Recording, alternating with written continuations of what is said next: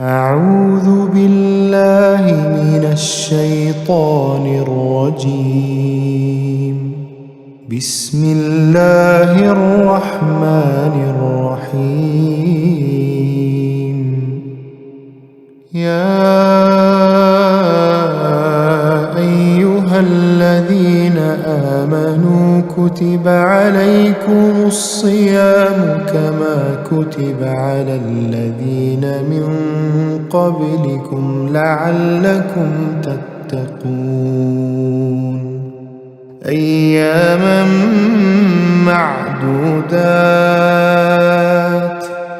فمن كان منكم مريضا أو على سفر فعدة من أيام أخر، وعلى الذين يطيقونه فدية طعام مسكين،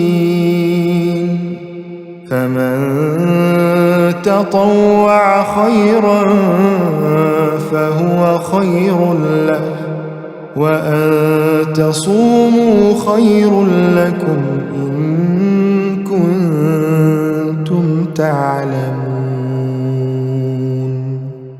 شهر رمضان الذي أنزل فيه القرآن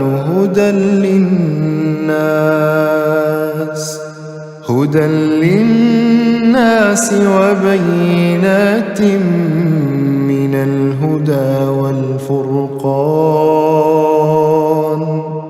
فمن شهد منكم الشهر فليصمه، ومن كان مريضا أو على سفر فعدة من أيام أخر، يريد الله بكم اليسر ولا يريد بكم العسر، ولتكملوا العدة ولتكبروا الله على ما هداكم ولعلكم تشكرون.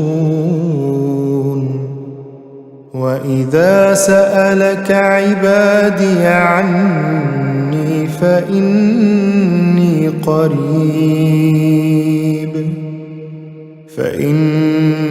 قريب أجيب دعوة الداع إذا دعان،